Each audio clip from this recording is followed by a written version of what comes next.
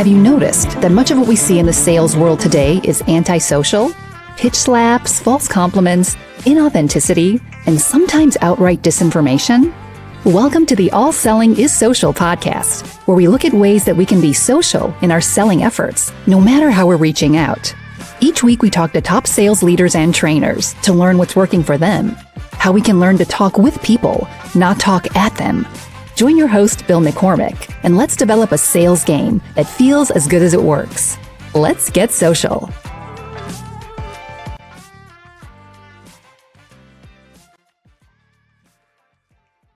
Hey everyone, welcome to the latest episode of All Selling is Social. I'm your host, Bill McCormick, joined here with my good friend, Carson Heady. Carson, he's got a long title, the Managing Director of the Americas at a small company you may have heard of, Microsoft Tech for Social Impact. He is the leading strategic nonprofit partnerships and is considered Microsoft's #1 social seller globally. And I did a quick Google search. There are over 200,000 employees globally in Microsoft, and he's the #1 social seller. So I can't wait to hear from him. Carson has over 2 decades of sales and leadership experience. He's also a 5-time author, including The Show Must Go On and the Salesman on Fire series. He's also co-host of the Mastering Modern Selling podcast with my good friends Brandon Lee and Tom Burton. I've been on that, going to be on it again, can't wait. Carson's thought leadership has been featured in the Wall Street Journal and Forbes, and he's spoken on stages across the globe about AI and sales, which we're going to try to get to.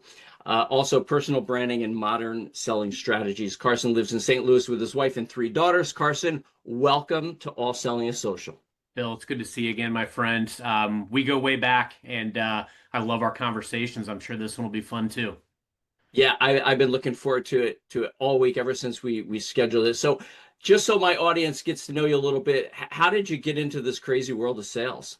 Completely by accident. I was one of those people, and I hear these stories a lot, the accidental salespeople out there, right? I was one of those. I couldn't figure out what I wanted to do until I didn't even declare a major until I was a junior in college, and really had no idea what I wanted to do. And kind of by happenstance, a friend of mine, his aunt, knew someone who was in recruiting and got me an interview. I thought it was going to be this customer service job, and I was wrong. It was, intense call center sales, and there were 12 people in my graduating class, only which 2 made it out of my training class. I was one of them because I had nowhere else to go, and so I cut my teeth there in the call center, smiling and dialing, and it was one of those things, Bill, where God gave me a few gifts. I can talk fast. I can type fast. So, I listened, thankfully, to what my customers were telling me, and I was able to weave that into successful sales. And I was promoted numerous times. I've worked for some large companies and some small companies over the years, but really, really blessed and fortunate that I wound up in sales. Sales has been very good to me over the years. And so what was that first thing that you were selling? So when I started, there was, do you remember DSL internet when it was first coming out? So high-speed internet, also dial-up internet, and long-distance phone plans. Something that the kids run to Google right now, look that up. You just have an MCI long-distance phone card that I had to use for long-distance calls, the things that we don't have to worry about anymore. So I can relate. So not in sales, but as far as talking fast and typing fast, that's how I got into I was a 911 dispatcher for a number of years. Got to talk fast, got to do that. But an important one. But yeah, it is. It's an important one. But wow, so DSL, that brings me back. So Yeah. what we want to talk about is as you and I were going back and forth and we're talking in the green room. So you've had quite a lot of success social selling at Microsoft, and you closed a pretty big deal through that. How much was that deal worth? It was a 9-figure, 120 million plus. Yeah. And so I remember the 9. So I send Carson an email this morning. Hey, let's talk about the $9 million deal. I was off by a couple of zeros. That's only Yeah. 7 million. So that's amazing. When, most of the folks that are listening to here are salespeople, they're quota carrying, or they're small business owners, and they're probably just thinking, I mean, when I'm selling a training to a company, it's if I'm lucky, if it's 5 deals. When you get up into those big numbers, they're probably thinking, wait a minute, you did that on social, you did that on LinkedIn. What was the genesis of that deal? Yeah. The fundamentals stay the same. I love that you kind of call that out, Bill, that schematically and thematically, it really is all about process. And it's about keeping people and relationships at the heart of everything that we do. I know we may touch on AI, and I mean, again, AI used right, if it's used to create relationships, and we still are the finesse and the authentic personal touch. It can be used the right way. But the way it started, I've always really focused on the three, what I deem as the big controllables of social selling. And it's the quality of your message, it's the quantity of your outreach, and then it's the consistency of execution over time. I don't just water my garden once and then think, hey, I prospected today, I'm done for a while. I'm looking every day at how can I invest, how can I go out and create new relationships? Because frankly, when I look back on a successful year, a lot of the relationships or the key opportunities and deals, they started months, if not years ago. This particular deal actually took 2 years to close. And it was a healthcare deal that started before and went through a pandemic. And then furthermore, there were 7 C-level changes throughout the time. Some of the key stakeholders retired and left during that time. But the way it started was leveraging LinkedIn. And I like to, as I mentioned, have a quality message. So I focus on what's the unique value that I'm going to be able to bring right out of the gate. But I also think about the no's that I usually get. How do I almost make a counterintuitive approach and message that almost quells some of those no's right out of the gate? Some of the biggest things that I hear often from customers when I reach out, because believe it or not, even though I work for a large company, doesn't always mean everybody wants to talk to me. But if I can lead with things that are going to be of immediate value, letting them know of resources that they're entitled to, as opposed to talking about products and solutions, it gives me a higher probability of getting the meeting. Furthermore, quantity. In this particular organization, I reached out to over 500 director and above title in that one organization over the time that I supported them. I met the president literally on day 2 in the job. I was in his office the following week. I brought him a copy of my CEO's book, highlighted some passages from pages 88 through 92, where he really talked about some of the things that I felt would align well with this organization. And from there, just earned the right to a second date. When I go in and I'm talking to executives, Bill, I want to understand, what is that executive, what do they want their legacy to be? What are some of the biggest challenges and problems? I try to be a problem eliminator, not only in my own organization, but also within my customer organization. So the quicker I can uncover what are the problems or what are going to be meaningful outcomes that I can deliver, those are the types of things that really help me earn that second date. I figured out very quickly what they wanted to do. And what was fascinating to me mostly about this role, this job, this deal, was so many people told me like they had tried and failed where my team and I succeeded. We were told, you won't get this deal. They'll leave you at the altar. There's no way that this is going to transpire. And frankly, people that got involved in the deal throughout the time that it was going over the 2 years and then backed away. Of course, they came back, when it was close to closing, and the big win wire announcement went out because they wanted their name in lights. But no, what was fascinating to me, what really started it, was the quality of message, the quantity of outreach, because it gave me the highest probability of getting the meeting. You've got to make sure you're focused on what are you using this to do, and I use it to get meetings because I know what I can do once I get in the room. Mm-hmm. Mm-hmm. So I think, quantity, I think that's where people start. They start with this idea of scaling, and I'm going to send all these messages out, but they don't focus on the quality part.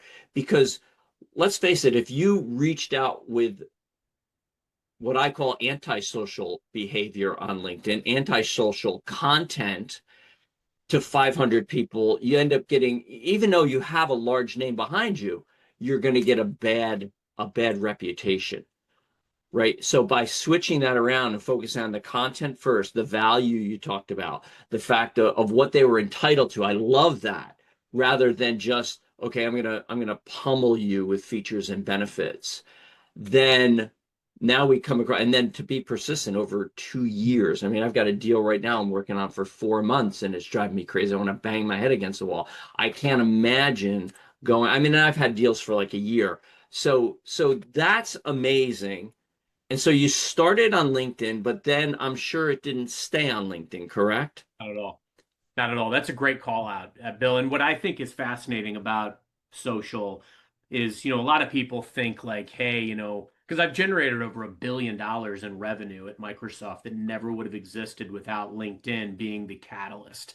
But once you get in the room or you get that digital signal, I do trainings for LinkedIn all the time as well. Once you get that initial signal from Sales Navigator that you react and respond to, like a new executive or a merger and acquisition or some type of content. I've earned meetings with C-levels where it was me responding to their content for 6 months. And then when the time was right, they knew who I Mm-hmm. was. So I was able to get that meeting that nobody else could get. But when I think about this particular deal, no, it definitely didn't stay on LinkedIn. It actually goes very broadly. There were line of business relationships that we were able to create across the board. We actually, what's ironic, we had an executive briefing that was scheduled the following summer, and we had to scrap it because we couldn't travel and do it all virtually. But what was Mm-hmm. interesting, Bill, was all the while I'm still investing in relationships. See, you don't just get that C-level relationship and then stop and think, I'm good. And that's where I've seen a lot of sellers struggle too. I've come into new territories and I've talked to these reps and they've been like, yeah, I'm really well entrenched there. And then I'm like, do you mind if I, do a little prospecting, in the territory and see what I can turn up? I had one that was like that, and it was a guy that I love working with. He had covered a customer for like 9 years, and I went in and I created like 20 new relationships within the first month of working together. And we just took this relationship to the next level. We worked really well together.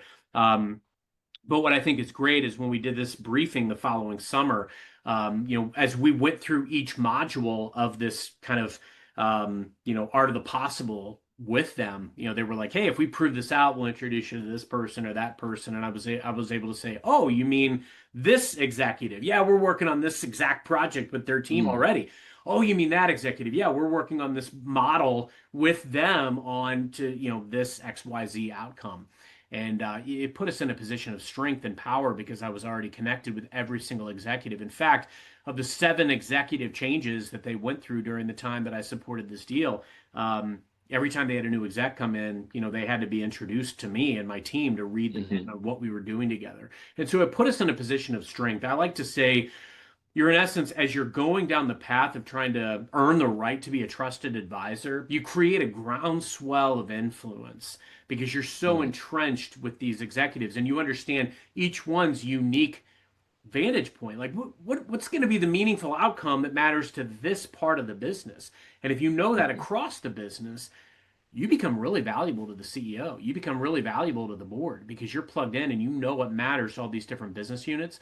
And then frankly, you can kind of weave all that together. But when I think about this deal, I mean, I had different partners that I pulled in, different vendors that we supported that we could pay to do different services, different workshops. We were well entrenched across HR, across data, across security, across medical, across nursing. I mean, it was really fascinating. So while, social, just like AI, in my opinion, you've got to find the right way to weave it into your strategy, but you've got to keep people at the heart of it. At the heart of it, Bill, was how do I go out and create these relationships? Relationships don't happen unless you have a conversation. Right. And a deal doesn't happen unless you have the relationship. So don't put Mm-hmm. the cart before the horse. Go out and focus on earning those conversations so that you can earn those relationships and then let the chips fall where they may. I've been very successful by never thinking about or getting lost in a quota. I've never Mm-hmm. obsessed over a deal. I just obsess over relationships, people, and process. And I think that that whole idea of socially surrounding a client is so important because you never know where it's going to lead. And we're in this world of you don't know who knows who, and the world is so small. We're talking right now, and I'm in upstate New York, and you're in Missouri. I had a call last week with someone in Australia, and those things never would have happened before. And so this whole idea of just looking at a client and not looking one dimensionally or even two or three dimensionally, but looking seven or eight or nine or 10 person dimensionally. Who can I connect with? No one is too small, no one is too great. I think that gives you the most success. And so I didn't tell you I was gonna ask you this question. And so so it's been a couple of years, and we all know that with technology, more than anyone, I think that 1 year is like 5 to 10 years, I think, really, when we talk.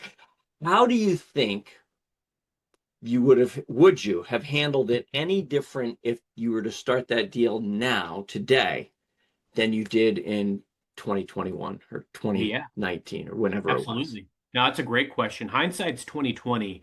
And what's fascinating to me, Bill, is the tools change, which is a catch-22 because used incorrectly, or if you lose focus on what you're really after, you can get distracted and you can do it wrong. You can very quickly, very easily, like that line between leveraging the tools at optimal effectiveness and spamming or being inauthentic, that line is kind of thin, and some people straddle or cross it. And don't get me wrong, I don't purport to be an expert on any of this stuff.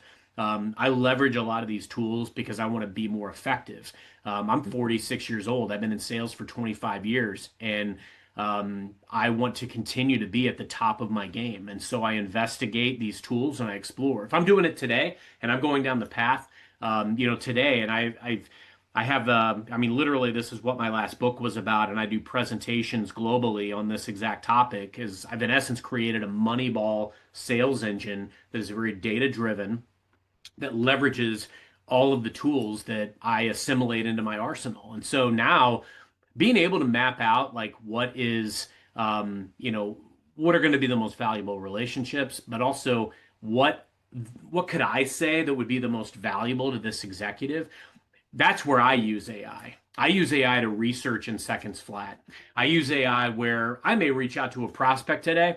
I may be able to think of like three what I think are really brilliant things that my exact organization and frankly me personally can do that would be of immense value to that organization. But AI might be able to think of seven more. And it might be Mm, the sixth that really gets that head nod on Teams from that customer mhm, to say, yes, I want to work with this guy.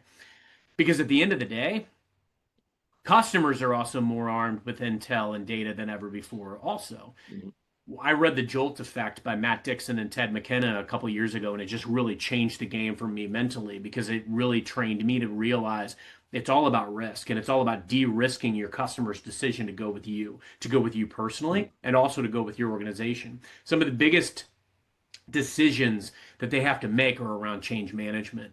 And frankly, it really instilled in me that your customer, they're not married to what they're doing. They're not married to status quo. It's fear of messing up, not fear of mm, missing out. And that is what really got ingrained in me. So, would I do it different based on all the knowledge I have now, or maybe the tools that I have at my disposal now? Absolutely. But mhm, thematically and fundamentally and foundationally, it would all be the same because it's all about mm, how can I meaningfully connect with this organization in a way where I and my organization can impact meaningful change and drive specific outcomes that are going to be valuable to that organization. Knowing what they care about, knowing what is going on in their industry and in their business, how can I go out and create the right relationships where I could take them into the future and help guide and be a part of transformation. So it would look different for sure because the tools have mm. changed, but in hindsight, like my intentions would be exactly the same. The foundation stays the same. All right. So let you brought up AI a couple of times, and so tell me. So I'm not, I use AI a little bit. The the transcript of this podcast will go into ChatGPT. It's going to give me a title. It's going to give me a summary. That's kind of what I do. What would you say if you could give someone just starting out in sales three positives of AI and three negatives or warnings about AI? Let's start with the negatives, actually, Bill. Okay. It's a great question. I think right off the cuff, it sticks out like a sore thumb if you don't massage or finesse it. Mm-hmm. It makes mistakes and it can be very impersonal, which can be Mm-hmm. counterproductive to what you're trying to achieve as a sales professional. On the positive side, it can it's all in the prompts. I mean, it can research in seconds flat. It can arm me with things that are great talking points, even amidst a customer conversation. I kid you not, I was on a call last week and I was taking really fast notes in real time of what the customer was telling me, and I pumped it into my internal copilot because it was PII. I didn't want it to be shared out to the masses, but I'm saying, based on this information that I'm being fed, give me some talking points that I could be, talking about outcomes that I could help them drive. And Mm-hmm. I mean, it resonated in seconds flat. I mean, these were things that I was able to mock up a list of like 10 things that we could go after together in seconds flat that honestly I may have thought of two of them off the cuff. Um, Mm-hmm. As sellers, and especially being in this game for a long time, I mean, I came from a time where, you try to, I drive north and I try to hit as many customers as I could as I drove south throughout the day. I'd have a great meeting, but a lot of them would be, hey, I want to introduce you to this person. And then we'd get another Mm-hmm. meeting on the books 2 or 3 weeks down the line to try to introduce that person. And then that may shift or change. Somebody had to reschedule and it could stop momentum. What you're trying to do with AI is create and continue momentum as best you can. And it's Mm-hmm. all in the prompts. Another example, I was promoting an event. I spend a lot of time really trying to build community, and I go out and I take Mm-hmm. the marketing leads of customers that have opted into being contacted, and I'll pump them into a grid that I have built. And I went from having a few hundred leads when I first started this job 2 years ago to now over 20,000 leads. Wow. People that have opted into being contacted somewhere along the way, but I've created my own homegrown events with my team, and I promote partner events, but I go out and I'll create my own newsletters. And so I'll ask AI, hey, give me a subject line for this email that maximizes open rate. I'm a big Mm. probability guy. And so I read Mark Roberge's sales acceleration formula a few years ago. I really was drawn to that. And I'm a big probability and numbers guy. That's where I got the Moneyball title, because you go back to the Mm-hmm. the book and the movie about the 2002 Oakland Athletics and not being able to compete with some of the big budget teams. They went out and they found a bunch of players that could just flat out get on base, and they win Mm-hmm. the pennant. I use the same philosophies in selling because on paper, I'm not a technology or a cloud seller. I'm an old advertising and telecommunications guy from AT&T all those years ago. So I had to figure out, how can I be successful in this game with all these people where I'm the dumbest guy in the room almost everywhere I go. Um, but I've been able to be very effective by focusing on the things that give me the highest probability of success. Mm-hmm. And then lastly, when I think about another positive of AI, I think about the time that it saves me in being able to write follow-up emails very, very quickly. What it saves me in the way of taking, even transcripts of meetings and note taking. Um, those types of things. And again, you've got to be very careful because it's all in the prompts, and I'll feed it a lot of my own written data, or I'll feed it things that I've said in a transcript or whatever it is, being very intentional, but don't take that finished product of that email that it suggests and just send it blindly. Make sure Mm-hmm. it still sounds like you. Yeah. Those are, that's my cautionary tale. But right now, I mean, it's helping me to achieve things very quickly. Create LinkedIn content sometimes based off of things that I've said in podcasts that I did 2 years ago, and updating them and refreshing them and posting them out. Mm. So it's helping me from a personal brand and a career perspective, but it's also helping me in my day-to-day research customers, deliver, message to customers, talk to customers. It's helping me at every stage of my sales process. All right. So you're slowly winning me over. There's some great ideas in there that I'm going to go and I'm going to try from the positives and definitely not from the negatives. So man, wow, I can't, we covered a lot in such a short amount of time. Going to definitely have you back on, but I'm actually going to be with you and Tom and Brandon next week. So just as we close this out, how can people get more of Carson V. Heady? Yeah, Bill, thanks so much, man. I always love seeing you and love these conversations because, we're guys that are passionate about sales. We've been doing this a while, and I think we're always looking at how do we master our craft amidst all these tools. I am readily available out on LinkedIn, and you can find all my books on Amazon.